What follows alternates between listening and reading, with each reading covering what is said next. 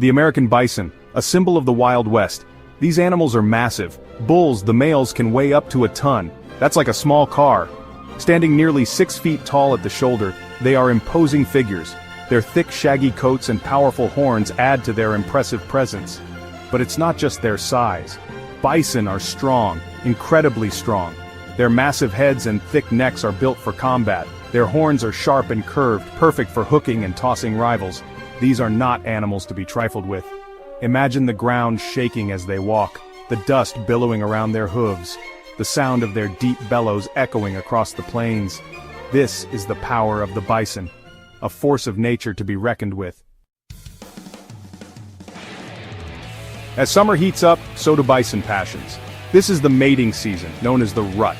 For the bulls, it's a time of intense competition. They've spent the year bulking up, eating, and resting. Now it's time to put that energy to use. The prize? The females, of course. Female bison or cows gather in large herds. The bulls follow, eager to mate, but with many males vying for attention, things get competitive, very competitive. The air crackles with tension. The bulls are on edge, their hormones surging. Every interaction is a test of dominance, every bellow a challenge. The stakes are high. Only the strongest and most determined bulls will pass on their genes. Before things get physical, bison have ways of sizing each other up. These majestic creatures, often seen grazing peacefully, have a complex social structure that revolves around dominance and territory. When two bulls encounter each other, the first step is a visual assessment. They stand tall, their massive heads held high, and stare each other down. This initial standoff is crucial, as it sets the stage for what comes next. Think of it as their version of trash talk. Just like athletes on a field, bison have their own ways of intimidating their rivals without resorting to physical violence. They make aggressive gestures, such as lowering their heads and shaking them from side to side, to show their strength and determination. They'll paw the ground, sending up clouds of dust. This action is not just for show, it's a clear signal of their readiness to engage. The more dust they kick up, the more serious they are about defending their territory. It's a dramatic display that can be seen from a distance, warning other bison to stay away. They'll bellow loudly, their calls echoing across the plains. These deep, resonant sounds serve multiple purposes. They announce the presence of the bison, assert dominance, and can even attract females. The louder and more prolonged the bellow, the more impressive the bison appears to potential rivals and mates. They even have a unique form of communication called wallowing. This behavior involves rolling in the dirt or mud, which might seem odd at first glance.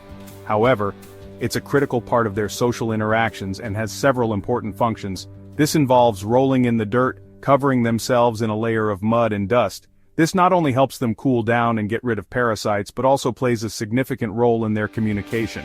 The dirt and mud act as a medium for their scent, which is a vital part of their social signaling. It might sound strange, but it's all about scent. Bison use their sense of smell to gather information about each other. The scent left behind in the wallowing sites can tell a lot about the bison that was there, including its size, health, and dominant status. You see, bison have scent glands near their eyes. These glands secrete a substance that carries their unique scent. When they rub their faces in the dirt, they're marking the area with their scent, which can be detected by other bison. When they wallow, they're transferring their scent onto the ground. This is like leaving behind a calling card that says, "This is my turf." Other bison can smell this and know that the area is claimed, which can help prevent unnecessary conflicts. It's like leaving behind a calling card that says, "This is my turf." The scent marks are a clear indication of the bison's presence and dominance in the area.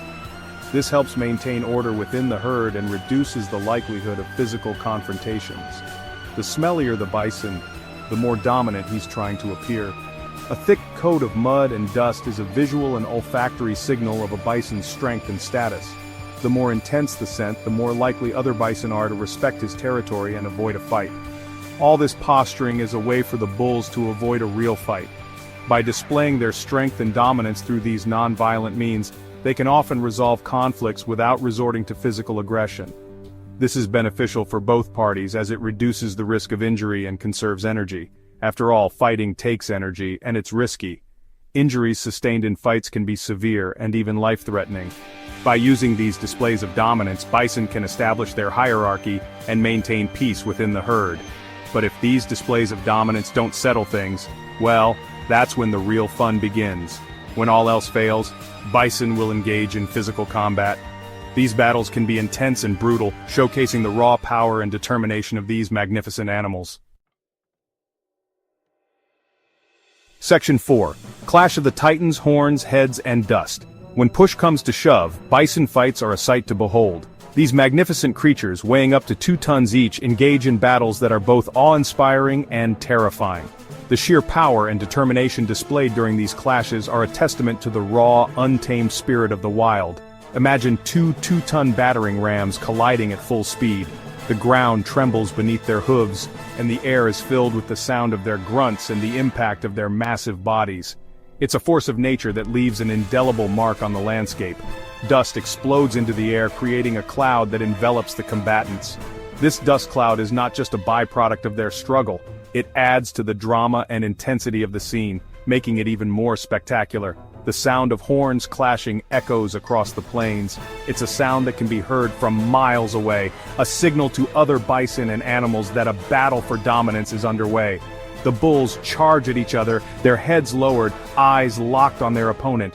Every muscle in their bodies is tensed, ready for the impact. It's a moment of pure, unadulterated aggression. Their horns connect with a sickening thud. The force of the impact reverberates through their bodies, but neither bull backs down. They are locked in a battle of wills, each determined to emerge victorious. They push and shove, each trying to overpower the other. It's a test of strength, endurance, and strategy. Every move is calculated, every push is deliberate. It's a raw, primal display of strength and aggression. The bison are not just fighting for dominance, they are fighting for the right to mate, to pass on their genes to the next generation. The fights are short, but intense. Each clash lasts only a few minutes, but in that time, the bulls give it everything they have. They rarely last more than a few minutes. However, those minutes are filled with a level of intensity and ferocity that is hard to match in the animal kingdom. But in those few minutes, the bulls give it their all. They fight with a determination and ferocity that is both admirable and terrifying. They slam their heads together again and again. Each impact is a test of their strength and resilience. They twist and turn, trying to gain an advantage. It's a dance of power and strategy, each bull looking for a weakness in the other. Eventually, one bull will give way. The defeated bull, recognizing his loss, will retreat. He'll turn and flee, chased off by the victor. The victorious bull, having proven his strength and dominance, will stand tall. The winner, bruised but triumphant, will claim his prize, the right to mate with the females. This victory ensures that his genes will be passed on, securing his legacy in the herd. Section 5. Bison Tinder, it's all about strategy. Now you might think bison fights are just about brute force. The sight of 2 massive bulls clashing, their horns locked in a fierce battle, certainly gives that impression. The ground shakes, dust flies, and the sheer power on display is awe-inspiring. And while strength is important, there's more to it than that. These battles are not just random acts of aggression, they are carefully calculated moves in a complex game of strategy and survival. Bison bulls actually employ different strategies to improve their chances of mating. They observe, they assess, and they plan their moves with precision. It's a fascinating blend of instinct and intelligence. The alpha male strategy is what you'd expect. These are the biggest, strongest bulls, the ones who have proven their dominance time and again. They stand tall, exuding confidence and power. These are the biggest, strongest bulls. Their sheer size and muscle mass make them formidable opponents. They have the physical prowess to back up their status. They use their dominance to intimidate rivals and monopolize access to females. Their presence alone can be enough to deter other males from challenging them. Think of them as the kings of the herd. They command respect and have first pick of the females, ensuring their genes are passed on to the next generation. But not all bulls are cut out to be alphas. The hierarchy is steep and only a few can reach the top. The rest must find alternative ways to succeed. Some males, often younger or less experienced, use a different tactic. They become sneaker males. These bulls are not as physically imposing, but they have their own set of skills. These bulls hang around the edges of the herd, waiting for an opportunity to mate when the alpha male isn't looking. It's a risky strategy. They must be constantly vigilant, ready to seize any chance that comes their way. If they're caught, they'll be chased off, or worse. The alpha males do not take kindly to interlopers, and will fiercely defend their territory. But if they're successful, they can pass on their genes without having to win a head-to-head battle. It's a high-risk, high-reward strategy that requires cunning and patience. It just goes to show, even in the animal kingdom, brains can sometimes trump brawn. The sneaker males prove that there is more than one way to achieve success, and that strategy and intelligence can be just as important as physical strength. Section 6. From wallowing to winning bison humor. Now let's be honest, bison behavior can seem a bit strange. Wallowing in the dirt, headbutting each other until one gives up? It's not exactly how we humans do things, but that's part of what makes them so fascinating. Imagine if we humans behaved like bison during dating season.